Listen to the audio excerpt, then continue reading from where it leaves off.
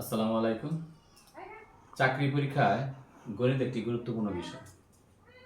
আমি আমার এই ভিডিওতে গণিতের বিভিন্ন সমস্যার সমাধান ও শর্টকাট নিয়ম দেখাবো, যাতে পরীক্ষায় গণিতে ভালো ফলাফল করা যায়। তাহলে এখন আমি শুরু করছি। এখানে প্রথম একটি অঙ্ক দেওয়া আছে 6a স্কয়ার বিসি এবং 4a cube B square C square এর সংখ্যা সহগের গসাগু কোনটি? যেহেতু এখানে বলা হয়েছে সংখ্যা সহগের গসাগু, তাহলে প্রত্যেকটার যে এখানে সংখ্যা রয়েছে প্রত্যেকটা রাশির, এখানে রয়েছে 6 প্রথম রাশি, দ্বিতীয় রাশি রয়েছে 4, এগুলো আমরা গসাগু নির্ণয় করব। তাহলে 6 ও 4 এর গসাগু যদি আমরা নির্ণয় করি তাহলে হবে গসাগু হবে তাহলে 2। তাহলে এখানে কতে 2 নাই, কতেও 2 নাই, গতে 2 নাই, ঘ, তাহলে উত্তর হবে ঘ।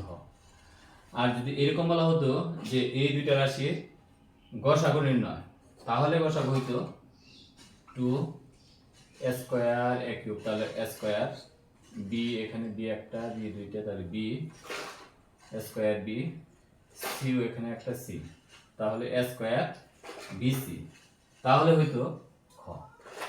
যেহেতু এখানে সংখ্যা সহগের গসাগু চেয়েছে, তাহলে গসাগু হবে 2, যেটা রয়েছে বর্গতে কোনটি না।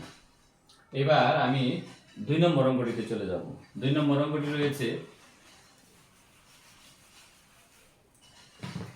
এখানে 4x কিউব ইকুয়াল টু যদি 2 হয়, তাহলে x টু দি পাওয়ার 3/2 সমান কত?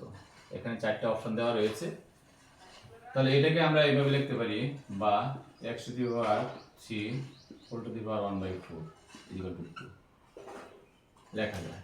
এটা কিভাবে লেখা যায়?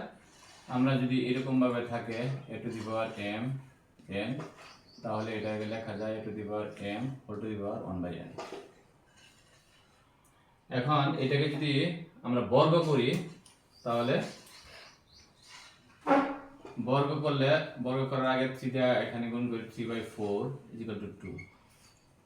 বর্গ করলে আমাদের এই মানটা বের করতে হবে, এইটার মান বের করতে হবে।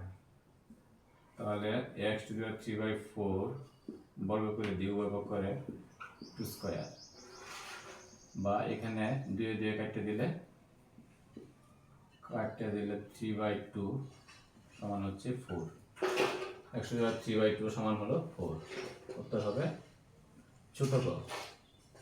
এইভাবেই আমরা সহজেই অঙ্কগুলোর সমাধান করতে পারি। ধন্যবাদ সবাইকে।